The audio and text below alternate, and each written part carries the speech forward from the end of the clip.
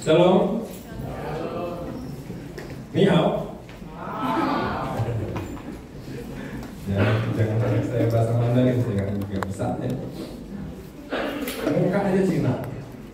Oke, saudara, pada pagi hari ini kita mau membahas tentang sebuah topik yang tidak akan pernah berhenti kita pelajari selama hidup kita, ya.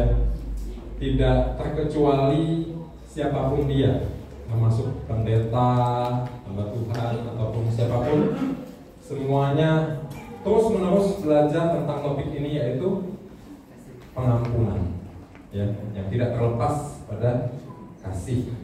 Nah, orang banyak ngomong bahwa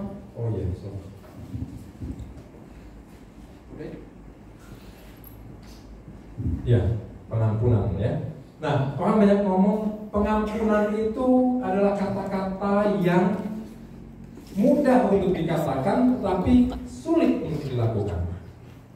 Siapa yang setuju? Pengampunan itu mudah dikatakan, tapi sulit dilakukan. Oke, hanya sedikit ya, berarti yang lain merasa bahwa pengampunan itu mudah, puji Tuhan. Ya, nggak apa-apa. Saya bukan ngeledek, bukan, puji Tuhan.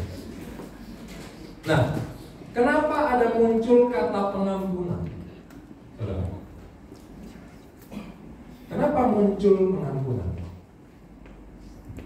Tidak akan ada pengampunan kalau tidak ada benci dan dendam, betul kan?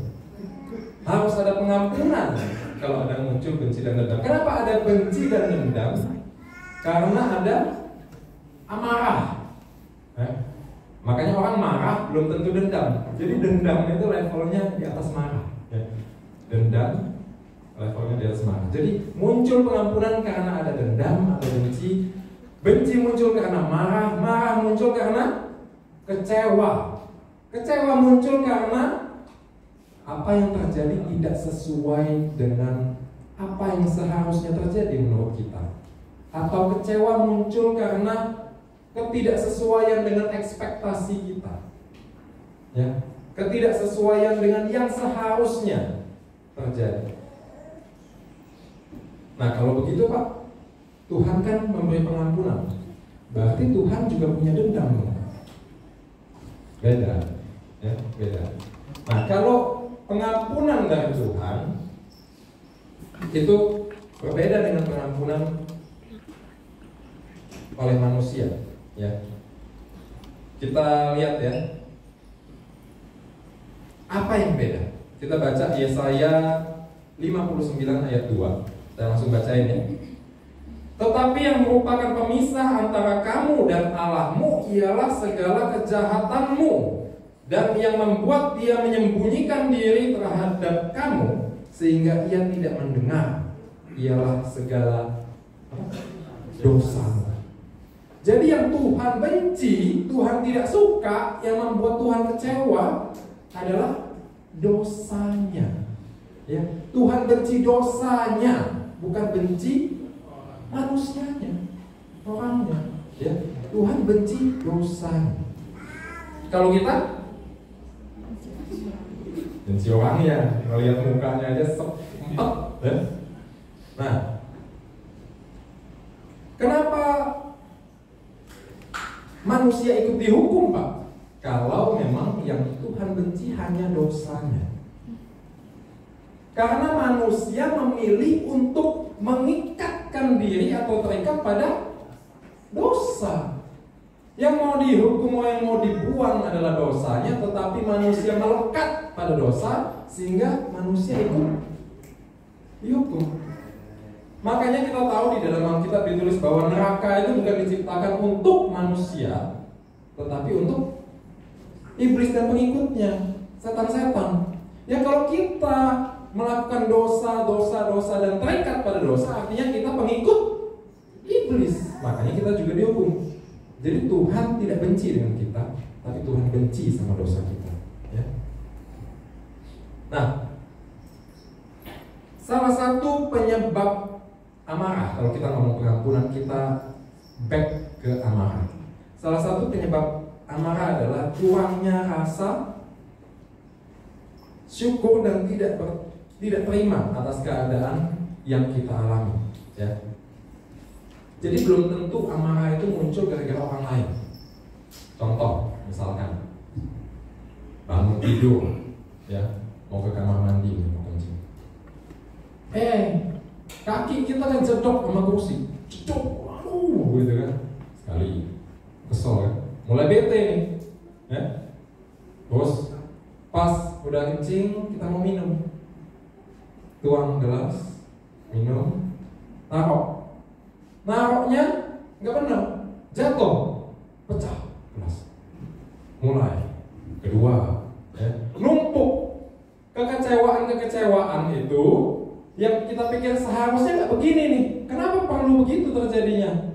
Akhirnya membuat kita kesal. Nanti pas di jalan ada pemicu dikit langsung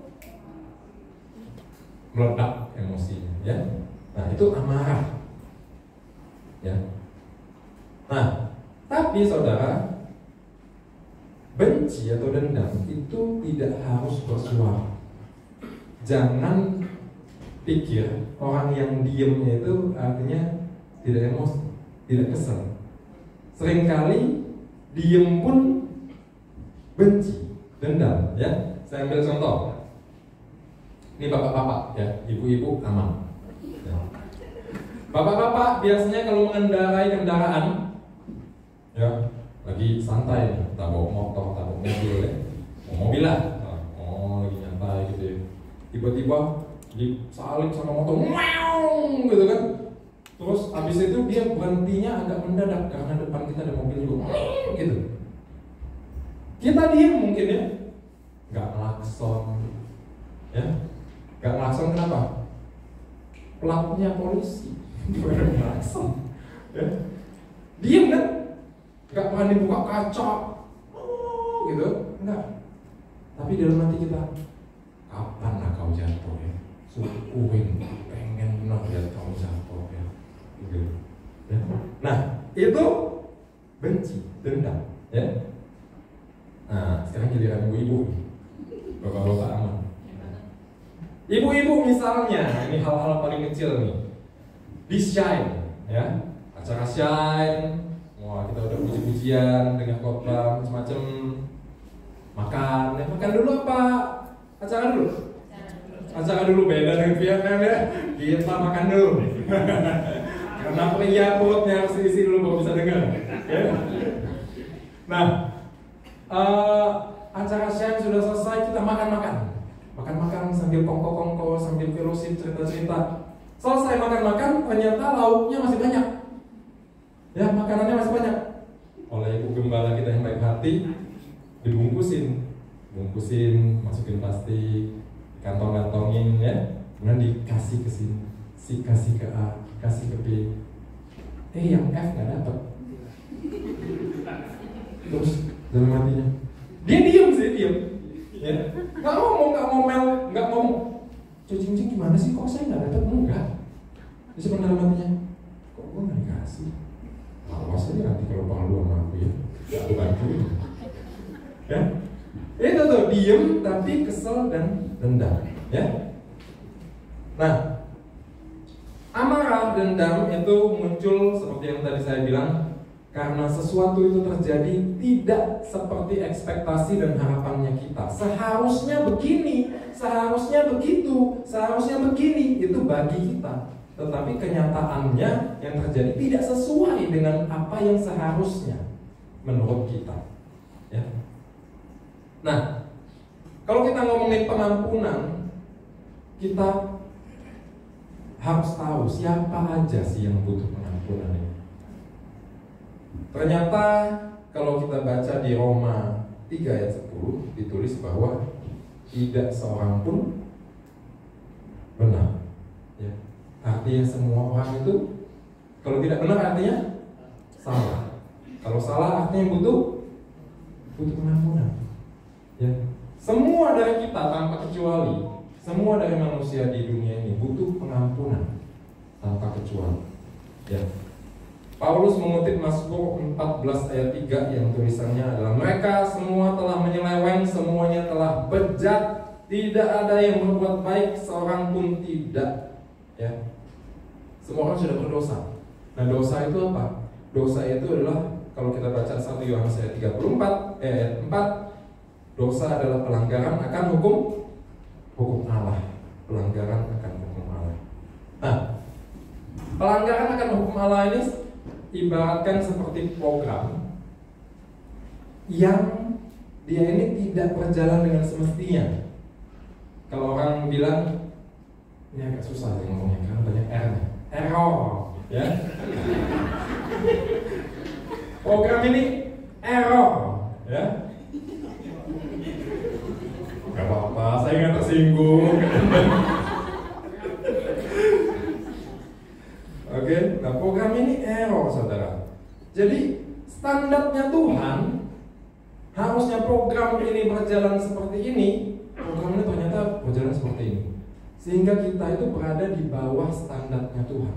Karena Tuhan menciptakan untuk perbuatan baik, Tuhan menciptakan kita untuk perbuatan baik, tetapi di dalam Roma tadi, di dalam Mazmur tadi disebutkan bahwa tidak ada yang berbuat baik. Semua kita adalah pendosa. Makanya semua kita butuh pengampunan dari Tuhan. Ya. Nah, mengapa harus mengampuni? Emang apa untungnya buat kita kalau kita mengampuni? Untung buat yang diampuni dong. Misalkan kita ngomong, bayangkan ada penjahat di penjara, ya. Kemudian penjahat itu diampuni, dibebaskan. Yang untung siapa? Ya penjahatnya lah, bukan yang membebaskan kan? Nah, tetapi pengampunan yang sejati bukan seperti itu. Kalau kita baca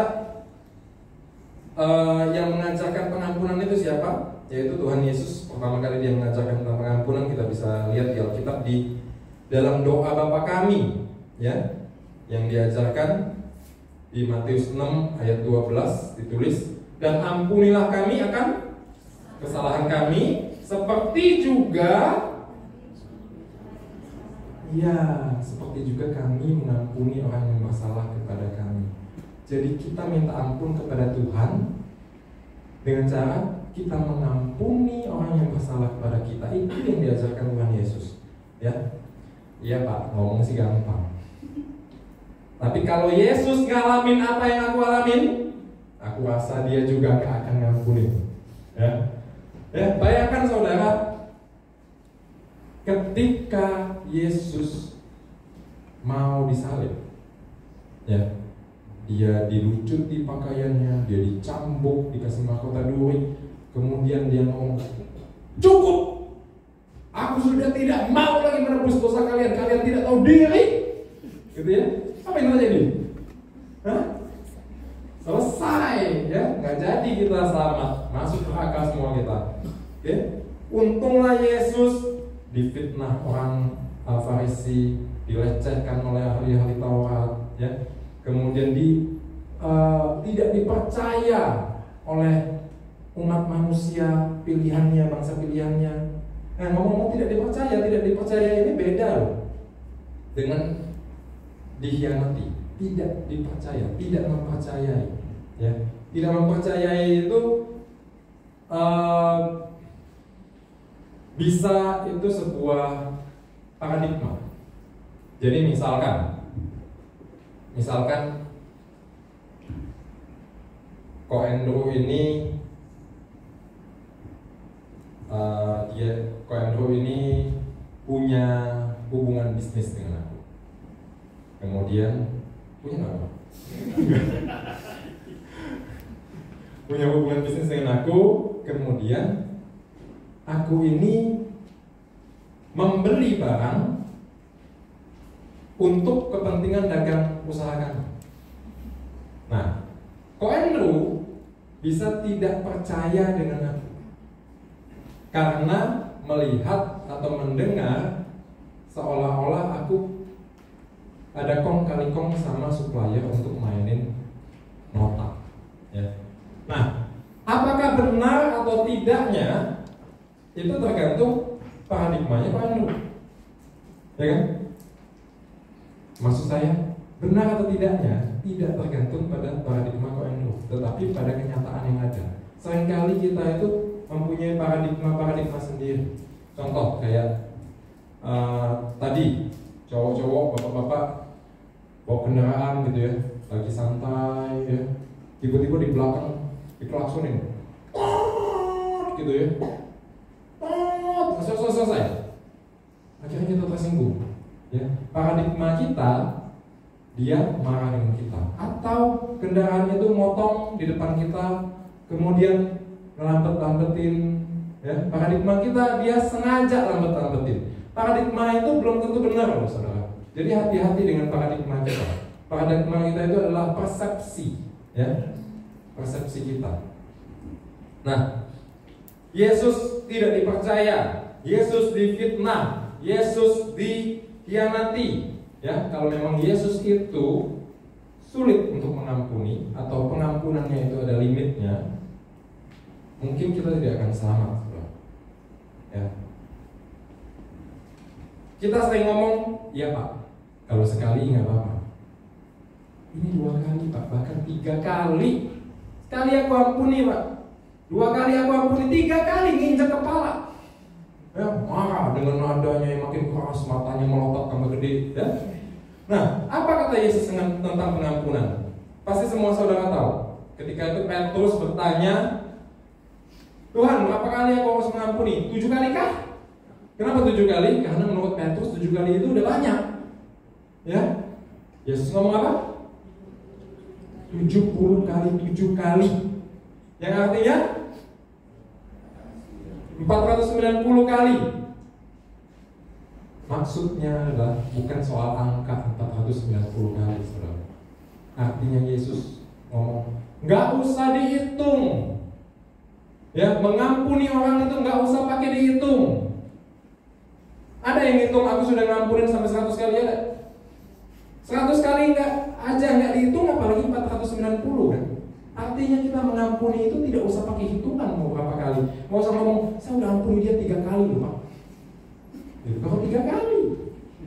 Ya. Oke. Nah, yang menggelitik belakangan ini di YouTube ada seorang mualaf yang namanya DT, singkatannya DT. Ya. Salah satu yang dia ngomongin gini, waktu di podcastnya dia di wawancara ya, dia bilang dia ngomong sama seorang yang mengakunya Kristen, dia bilang gini, kalau kamu dirampok atau ditodong di jalan, ya, terus dia minta dompet, kamu benci dia nggak? Nggak boleh benci kata orang itu, karena kita harus mengasihi. Kata Tuhan Yesus, kalau ditampar pipi kiri kasih pipi kanan. Berarti kamu kasih dong. Ini Pak, ada lagi Pak. Ini HP, ya, kunci rumah, kunci motor semuanya, gitu. Terus dia bilang closing statementnya dia begini. Artinya apa yang difirmankan Tuhan Yesus itu terlalu tinggi, tidak bisa kita praktekkan dalam kehidupan sehari-hari kita. Seolah-olah betul ya. Oh iya benar juga ya. Masa kalau kita ditodong kita kasih semuanya. Masa kalau kita ditabok, ayo dong sebelah sini lagi. Ya, kita nggak mungkin. Seolah-olah omongan dia itu betul, pintar. Tetapi konsepnya nggak seperti itu. Inilah bedanya antara orang yang membaca Alkitab hanya untuk mencari kelemahan, menjelek-jelekan, sama orang yang mencari kebenaran. Karena yang mencari kelemahan tidak akan mendapatkan kebenaran itu. Maksud Yesus adalah kalau ditampar pipi kiri kasih pipi kanan itu adalah jangan membalas kejahatan dengan kejahatan, jangan membenci musuhmu. Ya, bukan bego seperti itu semua yang dikasih, bukan. Ya, jangan membenci musuhmu, jangan membalas orang yang menjahati kamu dengan hal yang sama. Begitu loh. Oke.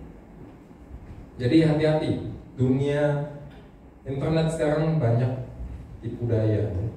Kalau kita tidak benar-benar mengerti firman, kita bisa sesat. Oke.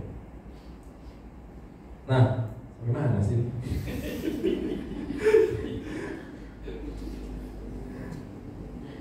Oke, ketemu.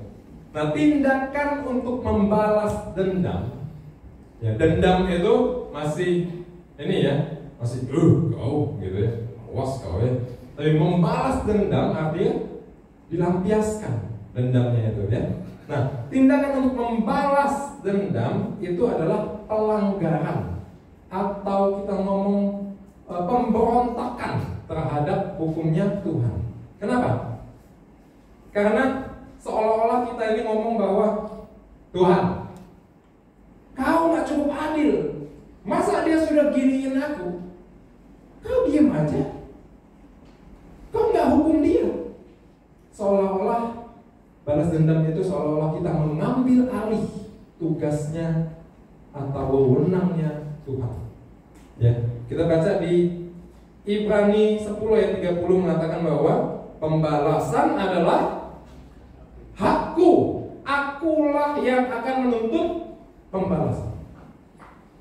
Makanya Yesus ngomong jangan dibalas, ya. Oke. Nah, apa akibatnya bagi kita kalau kita tidak mengampuni? Kalau kita baca di Matius 6 ayat 14 sampai 15, ya. Karena jikalau kamu mengampuni kesalahan orang, Bapamu yang di surga akan mengampuni kamu juga. Ayat berikutnya. Tetapi jikalau kamu tidak mengampuni orang, Bapamu juga tidak akan mengampuni kesalahanmu. Ya. Kalau kita tidak mengampuni kesalahan orang lain, maka Bapa di surga juga tidak akan mengampuni kita. Kerugian pertama kita tidak mengampuni orang adalah dosa kita tidak diampuni Tuhan juga. Ya. Ini diungkapkan oleh Yesus, dikasih perumpamaan yang sangat bagus itu di Matius 18 ayat 23 sampai 35. Saya mau ajak saudara baca bersama-sama. Ya. Saya baca yang ganjil, saudara baca yang genap. Ya. Tunggu dulu.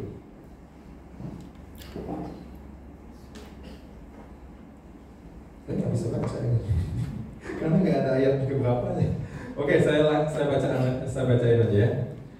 Sebab hal kerajaan surga seumpama seorang raja yang hendak mengadakan perhitungan dengan hamba-hambanya. Ya, hal kerajaan surga seperti raja yang hendak mengadakan perhitungan kepada hamba-hambanya. Setelah ia mulai mengadakan perhitungan itu, dihadapkan kepadanya seorang yang berhutang 10.000 talenta.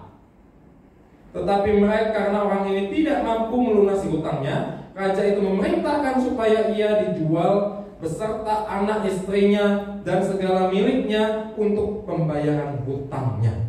Saudara tahu nggak? 10.000 talenta itu apa? Berapa besar 10.000 talenta itu? 10.000 talenta itu gini. 1 talenta itu kurang lebih sama dengan 6.000 dinar. Ya, kalau di Alkitab kita baca, kita tahu bahwa upah 1 buruh sehari itu 1 dinar. Betul? Betul. Anggap aja betul lah. Saya aja. Ya. Upah buruh 1 hari 1 dinar. Berarti kalau 1 talenta 6.000 dinar, 10.000 talenta itu berapa dinar? 60 juta dinar, pintar Justin. Ya. Kalau 60 juta dinar itu artinya upah berapa tahun kerja? 164.000 tahun kerja. Ya. Orang itu berhutang sebanyak upah buruh selama 164.000 tahun. Ya. Artinya itu besar banget atau enggak? Mungkin satu negara bisa roboh kalau ada utang gitu, ya. Nah, yang Tuhan mau sampaikan yang pertama dari cerita ini adalah hutangnya terlalu besar, dia mau kerja sampai mati, jungkir balik pun nggak akan lunas. Mau dijual pun anak dan istrinya lunas ya? Enggak. Ya. Jadi tidak akan lunas hutang itu. Nah, kemudian kita baca lagi. Maka sujudlah hamba itu menyembah dia, katanya, sabarlah dahulu, segala hutangku akan kulunaskan. Biasa itu kalau orang yang mau hutang, nanti sabarlah, ya, akan kulunasin, nggak tahu kapan. Ya. Itu yang pertama. Nanti 3 kali ditagih, 4 kali ditagih, nggak diangkat teleponnya. Ya. Makanya saudara, jangan hutang piutang, ya, apalagi sama jemaat. Hutang piutang itu nggak ada untungnya, malah membuat perpecahan di antara kita. Ya. Kalau orang mau ngutang, kasih aja seberapa kita rela dan mampu. Ya. Nggak usah diutangin, nggak usah dibalikin. Ya, biar nggak jadi ribut. Oke. Nah, kemudian lalu tergeraklah hati raja itu oleh belas kasih akan hamba itu, sehingga ia membebaskannya dan menghapus hutangnya. Hutang yang sebesar itu dihapuskan oleh raja itu. Ya. Kemudian yang terjadi adalah, tetapi ketika hamba itu keluar, ia bertemu dengan seorang hamba lain yang berhutang 100 dinar kepadanya. Tadi hutangnya berapa? 60 juta dinar. Ini orang hutang berapa? 100 dinar. Tahu nggak 100 dinar itu berapa persen dari 60 juta dinar? Nggak usah susah-susah hitung, saya udah hitung di rumah. Ya. Itu 0,00017%. Ya. Kemudian yang dilakukan oleh hambanya ini adalah apa? Tetapi hamba itu keluar, ia bertemu dengan seorang hamba lain yang berhutang 100 dinar kepadanya. Ia menangkap dan mencekik kawannya itu, katanya, bayar hutangmu. Maka sujudlah kawannya itu dan memohon kepadanya, sabarlah dahulu, hutangku itu akan kulunaskan. Sama nggak? Sama, ya. Tetapi ia menolak dan menyerahkan kawannya itu ke dalam penjara sampai dilunaskannya hutangnya.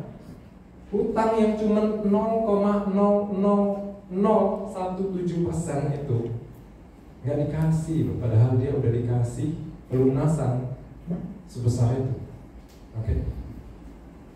Nah, melihat kawan-kawannya yang lain sangat sedih, lalu menyampaikan segala yang terjadi kepada tuannya. Raja itu menyuruh memanggil orang itu dan berkata kepadanya, hai hamba yang jahat, seluruh hutangmu telah kuhapuskan karena engkau memohonnya kepadaku. Bukankah engkau pun harus mengasihi kawanmu seperti aku telah mengasihi engkau? Maka marahlah tuannya dan menyerahkannya kepada algojo sampai ia melunaskan seluruh hutangnya. Kata Yesus di akhir statementnya, maka Bapakku yang di surga akan berbuat demikian juga terhadap kamu, apabila kamu masing-masing tidak mengampuni saudara-saudara dengan segenap hati. Jangan cuma ngomong, ya udah aku mengampunimu, tetapi dalam hati kita masih dongkol, ya. Dalam hati kita masih bersungut-sungut dan menyumpahi dia dalam hati, ya. Orang yang utang sama kita nggak bayar, ya. Padahal cuma nggak cuma, ya. Utang nggak bayar, gitu. Ditagih nggak angkat telepon. Kemudian dia kecelakaan, terus dalam hati kita, syukur lah. Makanya utang itu bayar. Ya. Itu masih nyimpen itu. Ya, dibilang mengampuni saudaramu dengan segenap hati. Oke. Kita bayangkan dosa kita. Ya. Misalnya, aku tersinggung sama Justin. Gara-gara Justin ini, misalnya ngomongin aku di belakang, ngomongin aku yang jelek-jelek. Kemudian nyampe nih ke aku bahwa Justin ngomongin, padahal yang dia omonginnya itu benar, ya. Tapi aku nggak terima aja karena aku merasa sok benar, ya. Kemudian aku tersinggung, cuman gara-gara diomongin, khotbahnya kok Chris itu kebanyakan ayat, ya, ngantuk, misalnya, padahal iya. Nah, kemudian aku tersinggung. Aku tidak memaafkan Justin. Pokoknya kalau ada Justin, aku nggak mau muncul. Ya. Ada Justin di ruangan ini, aku keluar. Wah, pokoknya aku bersungut-sungut dalam hatiku. Gedean mana antara dosaku yang kulakukan dari lahir sampai 42 tahun ini dibandingkan dengan kesalahan Justin yang begitu dong. Lebih banyak dosaku jauh kemana-mana, mungkin nggak nyampe 0,00017% tadi. Ya, Tuhan ngomong apa? Sadar dosa kita ini jauh lebih banyak, sudah diampuni sama Tuhan. Masa kita tidak mau mengampuni orang lain hanya gara-gara tersinggung, hanya gara-gara salah persepsi, hanya gara-gara hutang, hanya gara-gara duit. Ya, kita harus ampuni. Oke? Nah, yang kedua, efeknya apa buat kita kalau kita tidak mengampuni? Efeknya adalah dendam atau tidak mengampuni akan menghalangi doa-doa kita kepada Tuhan. Kita baca di Markus 11 ayat 24 sampai 25. Karena itu aku berkata kepadamu, apa saja yang kamu minta dan doakan, percayalah bahwa kamu telah menerimanya, maka hal itu akan diberikan kepadamu. Titik. Apapun yang kita minta dan percaya bahwa itu sudah kita terima, itu akan kita dapat, akan diberikan kepada kita. Tapi ada sambungannya, ya. Dan jika kamu berdiri untuk berdoa, ampunilah dulu sekiranya ada barang sesuatu dalam hatimu terhadap seorang, supaya juga Bapamu yang di surga mengampuni kesalahan-kesalahanmu. Tuhan ngomong apapun yang kau doakan dan percaya itu akan diberi. Tetapi waktu doa, ampuni dulu. Pak, saya mengampuni dia. Nah, apapun yang kita doakan akan diberi oleh Tuhan kalau kita percaya kita sudah menerimanya. Tetapi sebelum berdoa ampuni dulu yang bersalah kepada kita. Tuhan ngomong. Nah, apa hubungannya antara pengampunan dengan terwujudnya atau terkabulnya doa atau didengarkannya doa kita? Kita baca yang tadi ya, ayat yang kita udah baca di awal. Bentar.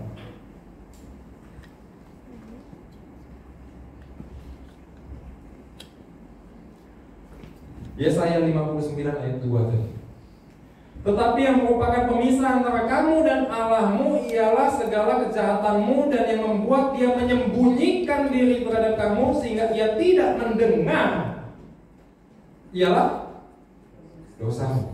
Tidak mengampuni adalah pelanggaran akan hukum Allah. Pelanggaran hukum Allah adalah dosa. Dosa memisahkan kita dengan Tuhan, sehingga Tuhan tidak mendengar kita, ya, sehingga ia tidak mendengar ialah segala dosa-dosa kita. Oke, makanya kenapa ya Tuhan tidak mengabulkan apa yang aku minta? Mungkin salah satu sebabnya masih ada ganjalan dalam hati kita, belum ada pengampunan buat orang yang bersalah pada kita. Oke. Nah, yang ketiga, apa efeknya kalau kita tidak mengampuni? Apa? Saudara pernah dengar panas sekolah minggu nggak? Ada yang panas sekolah minggu? Ada, oh ibu pengajar itu sekolah minggu. Hati yang gembira, seperti obat. Nah, namun semangat yang patah, hati yang gembira, Tuhan senang. Ya. Nah, itu diambil dari Amsal, saudara. Amsal 15 ayat 13, hati yang gembira membuat muka berseri-seri, tetapi kepedihan hati mematahkan semangat. Amsal 15 ayat 15 ngomong, hari orang berkesusahan buruk semuanya, tetapi orang yang gembira hatinya selalu berpesta. Amsal 17 ayat 22 mengatakan, hati yang gembira adalah obat yang manjur, tetapi semangat yang patah mengeringkan tulang. Kita dendam, kita kesel sama orang itu, ya, kita mau ngapain, mau makan, mau minum, mau apapun kepikiran dia, bukan cinta, ya, kesel, dongkol, ya, kalau cinta enak gitu, berseri-seri kita, ini kesel, dongkol, makan mie alun jadi nggak enak, ya, makan mie feri jadi nggak enak, mie semua lah pokoknya, ya. Nah, yang dapat terjadi dengan kita apa? Stres, darah tinggi, ya, apalagi migrain, sakit kepala, susah tidur. Nah, ibu-ibu penuaan dini, ya, penuaan dini, mah, oke, itu yang bisa terjadi dengan kita kalau kita tidak melepaskan pengampunan. Tetapi orang yang tidak kita ampuni, santai aja deh, ya. Makan, tidur, nyenyak, dia pakai duit kita, misalkan dia pakai duit kita seenaknya. Rugi nggak dia? Enggak, selama di dunia ini nggak rugi dia, biasa aja. Ya, kita yang rugi kalau kita tidak melepaskan pengampunan. Sebaliknya ketika kita melepaskan pengampunan, kita tidak terpikir-pikir lagi oleh dendam kita, tidak terpikir lagi oleh kesalahan orang itu, kita bisa meningkatkan daya tahan tubuh kita, saudara. Enak tidur, enak makan, ya, gembira, ketawa, bercanda, baca firman Tuhan lebih enak, ya. Nah, saya punya cerita. Ada kisah menantu dan mertua yang saling ciong.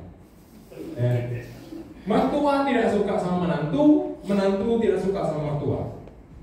Mertuanya selalu ngocehin menantu ini, ya, dasar males, nggak bisa cari duit, apalagi gendut,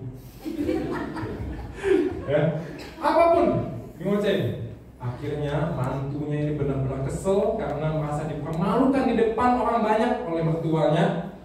Kemudian yang dilakukan menantu ini adalah dia cari tabib. Dia bilang, tabib, saya mau, ya, racun untuk mertua saya, tolong kasih saya. Tabib ini pintar. Dia bilang, wah, kalau kamu saya kasih racun yang kuat, mertuamu mati. Orang tahu bahwa yang ngeracunin mertuamu kamu, karena kalian ciong, ya kan? Kemudian tabib itu ngomong, gini aja, saya kasih racun yang tipis-tipis, ya. Kasihnya mesti sebulan penuh, 30 hari, dikit-dikit aja setetes di makanannya. Nanti setelah 30 hari dia mati. Kata begitu, oke, kata mertuanya. Kemudian dia ambil, dia bayar tabib itu. Kemudian dia pulang, dia mulai melakukan meracuni mertuanya ini. Tapi supaya nggak curiga atas nasihat tabib tadi, dia mulai membaik-baiki mertuanya, ya. Lebih rajin nyari duit, lebih rajin ngasih makanan, lebih ramah kepada mertuanya, ya, lebih suka ngasih hadiah, lebih suka ngajak jalan-jalan, lebih suka nganterin mertuanya kemana-mana. Apapun yang mertuanya inginkan, dia coba berikan. Sambil diracunin makanannya tentu, ya, setiap hari setetes. Lama-kelamaan mertuanya ini merasa bahwa kok menantunya ini baik, ya. Selama ini aku salah sangka, ternyata menantuku ini ternyata baik banget. Akhirnya dia cerita ke teman-temannya bahwa mantuku ini yang the best of the best. Ya baik bro, aku mau kemana-mana dia anterin. Pulang kerja dia bawain aku makanan yang diracun sebenarnya, ya. Kemudian aku capek, dia pijitin. Aku butuh apapun dia kasih, ya. Kemudian mertuanya ini juga berubah, semakin baik sama menantunya, makin baik sama menantunya. Suatu ketika menantunya ini merasa bahwa mertuanya ini gak jahat, dan dia menyesal, dan dia langsung ke tabib itu, tabib, aku minta obat penawarnya, ya. Aku minta obat penawarnya, jangan dibocorin dulu apa sih? Aku minta obat penawarannya dia. Karena mertuaku ternyata tidak seburuk yang aku duga. Terus Habib itu ngomong, tenang, ada kok. Ayo cepat. Tapi perlu, yang aku kasih kemarin adalah vitamin, dia bilang. Ya, vitamin itu gak akan membunuh mertuamu karena aku tahu ketika kamu mulai lebih baik, mulai merubah dirimu, maka mertuamu juga akan berubah. Dia akan lebih baik juga kepada kamu. Ya, poin dari cerita ini adalah love is never fail. Ya. Kasih itu tidak akan pernah gagal. Ya, seperti saya PDKT mengasihi pacar saya dulu. Ya. Tadinya dia nggak mau, apa sih dia orang kecicilan banget. Akhirnya karena kasihku, ya dia merasakan kasih, akhirnya dia goyang juga ya. Ya. Saya minta panggil tim musik untuk naik. Oke. Nah, saudara, apa dong yang harus kita lakukan? Kita bisa contoh di dalam cerita kita tadi. Ya, kita baca Roma 12 ayat 17 sampai 21. Janganlah membalas kejahatan dengan kejahatan. Lakukanlah apa yang baik bagi semua orang. Sedapat-dapatnya, kalau hal itu bergantung padamu, hiduplah dalam kedamaian dengan semua orang. Saudara-saudaraku yang kekasih, janganlah kamu sendiri menuntut pembalasan, tetapi berilah kepada muka Allah. Sebab ada tertulis, pembalasan itu adalah hakku, kata Tuhan. Akulah yang akan menuntut pembalasan, firman Tuhan. Lanjutannya ini penting, ingat. Tetapi jika seterumu lapar, berilah dia makan. Seteru itu adalah musuhmu, ya, yang ciong dengan kita itu. Oke? Berilah dia makan. Jika ia haus, berilah ia minum. Dengan berbuat demikian kamu menumpukan bara api di atas kepalanya. Janganlah kamu kalah terhadap kejahatan, tetapi kalahkanlah kejahatan dengan kebaikan. Ya, kita kalahkan kejahatan dengan kebaikan. Orang yang jahat dengan kita, itu kalau kita baikin, lama-lama juga baik. Ya, saya juga belajar hal ini. Nah, apa yang saya pelajari lagi baru-baru ini adalah semakin kita menceritakan hal-hal yang kita tidak suka dari orang itu kepada semakin banyak orang, semakin sering kita ngomongin itu, bahwa oh si Acung itu orangnya gini, orang ajar benar, masa dia gini, ya, aku nggak suka sama dia. Semakin sering kita ngomong itu, maka rasa tidak suka itu akan semakin besar, menguatkan rasa tidak suka kita kepada dia. Ya, rasa benci, rasa marah itu makin besar. Tapi kalau kita diam, kita mendoakan dia, ya, bukan mendoakan yang kita ngomong Tuhan hukumlah dia kurang ajar, dia ngebayar hutang, dia ngomongin aku di belakang. Bukan. Kita mendoakan dia agar dia berubah menjadi seperti Kristus, berubah menjadi pribadi yang lebih baik. Dan Tuhan, kita minta juga kepada Tuhan, apa? Beri kita kerendahan hati untuk mengoreksi diri. Beri kita kelapangan hati untuk menerima apa yang kita salah. Beri kita kelapangan hati untuk menerima kesalahan-kesalahan orang lain. Luangkan hati kita untuk menerima bahwa orang lain itu tidak sempurna sama seperti kita. Bahwa kita tidak sempurna. Siapkan hati kita, kasih ruang di dalam hati kita untuk orang lain berbuat salah. Ya, itu kita pelajari. Saya pelajaran itu masih terus belajar sampai saat ini. Semua dari kita. Ya. Tuhan tidak mengampuni kita karena kita baik. No. Kita masih berbuat dosa sampai saat ini.